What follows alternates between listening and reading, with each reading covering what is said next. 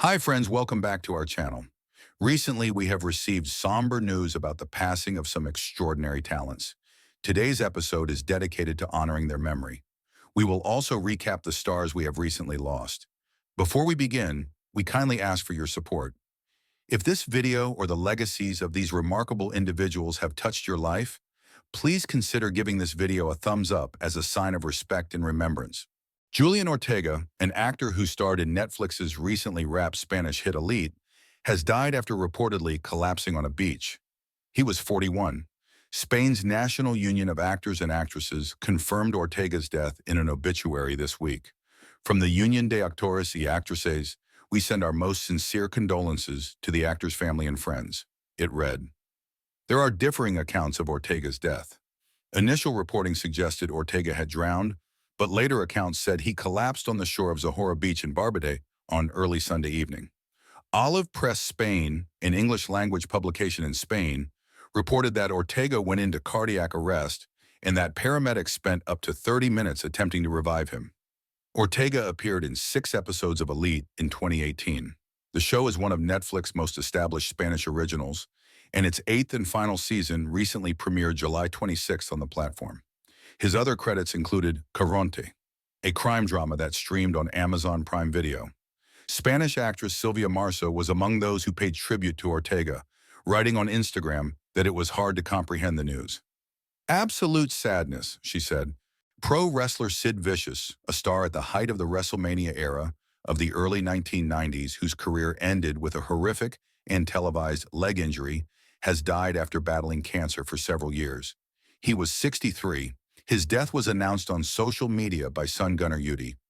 He was a man of strength, kindness, and love, and his presence will be greatly missed, Gunnar Yudi wrote about Vicious, who also went by the ring names Lord Humongous, Vicious Warrior, Sid Justice in Psycho Sid, but was born Sidney Raymond Yudi on December 6, 1960, taking his most enduring ring name from the doomed punk rocker and Sex Pistols bassist who died in 1979.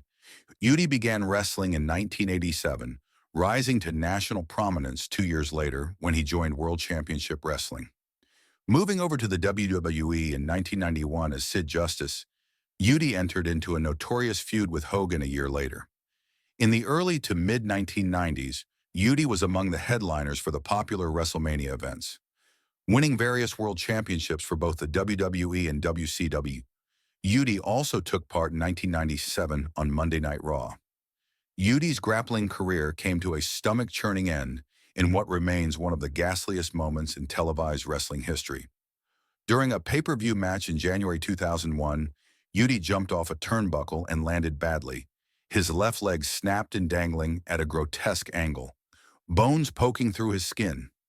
Decades later, Yudi would remember the life-changing injury in a TV interview, saying that he was still recuperating from a shoulder injury when he was convinced by a WCW executive to return and perform the rope jump. Although Yudi agreed to the return, the stunt, he said, was something I didn't want to do, and I wasn't comfortable doing. Phil Jones, who as a CBS News correspondent covered some of Washington's most momentous political battles, including Watergate and President Bill Clinton's impeachment, has died. He was 87. The network said that Jones died over the weekend in Florida.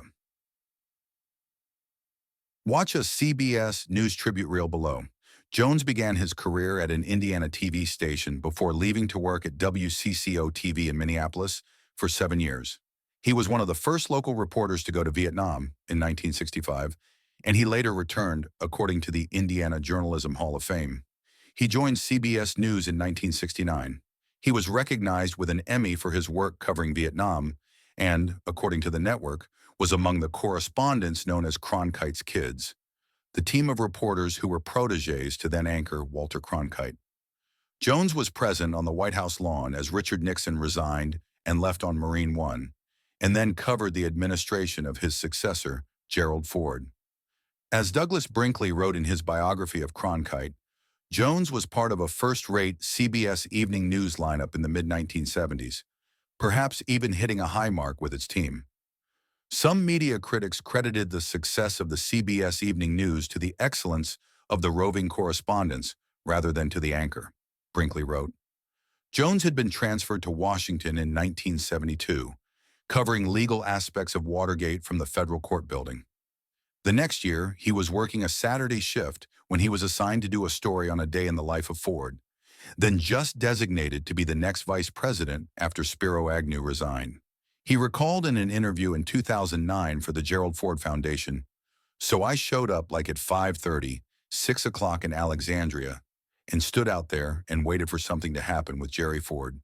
And that's when I first met him. I traveled with him for the next 10 months, spent more time with him than I did my own family, and then when he became president, I moved to the White House." Later, Jones covered Capitol Hill, including the Iran-Contra scandal in 1987 and the impeachment trial of Bill Clinton in 1999. He also was a correspondent for 48 Hours. One of his most memorable assignments for the news magazine was interviewing Washington, D.C. Mayor Marion Barry, then suspected of drug use. CBS News' Susan Zirinsky wrote on Threads that Jones did it all. "So many stories from all over the globe," she wrote, adding that, "He made us better journalists and he made us laugh." Jones retired from CBS News in 2001.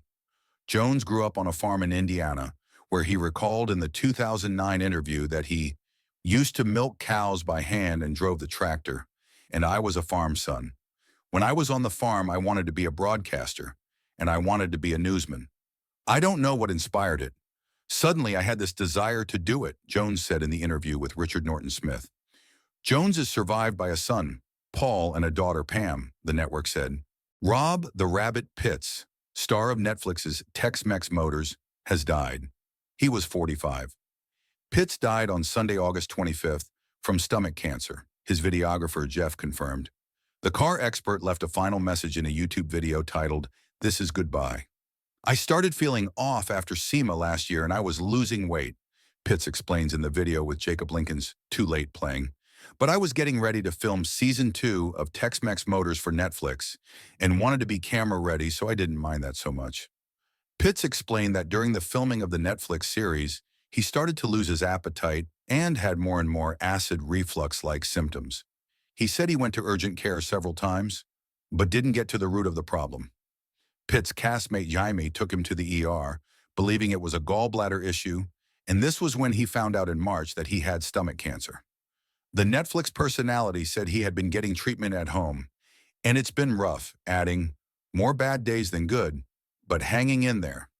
I have a lot to live for, and life has been going my way. Don't be sad for me.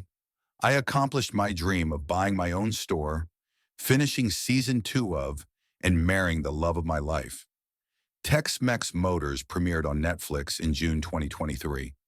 The show followed Pitts and Marcos "Scooter" Carrera as they looked for vintage cars in Mexico and restored them in their El Paso, Texas shop.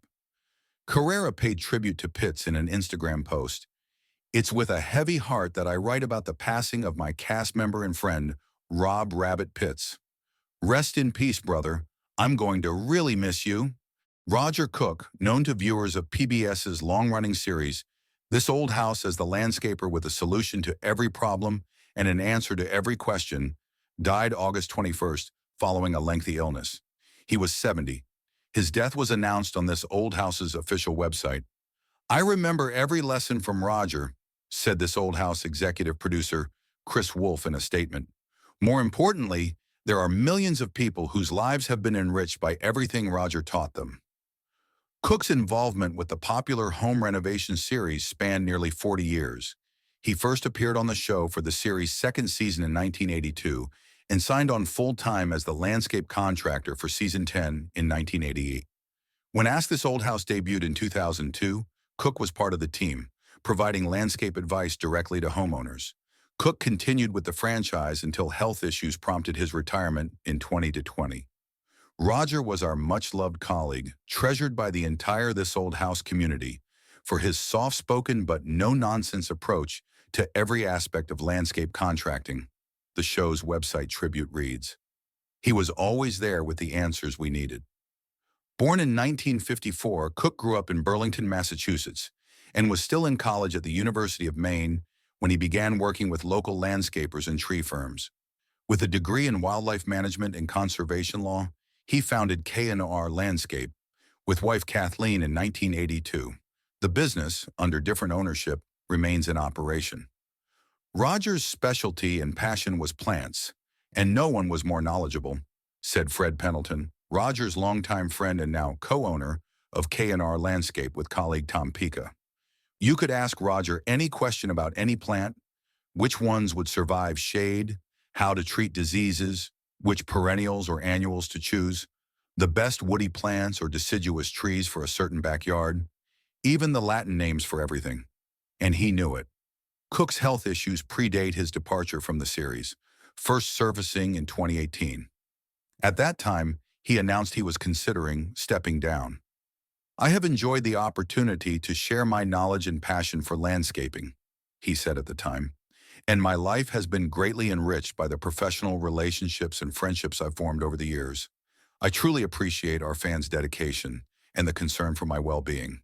Rest assured that I am in good hands, and please know that I am grateful for all of your support.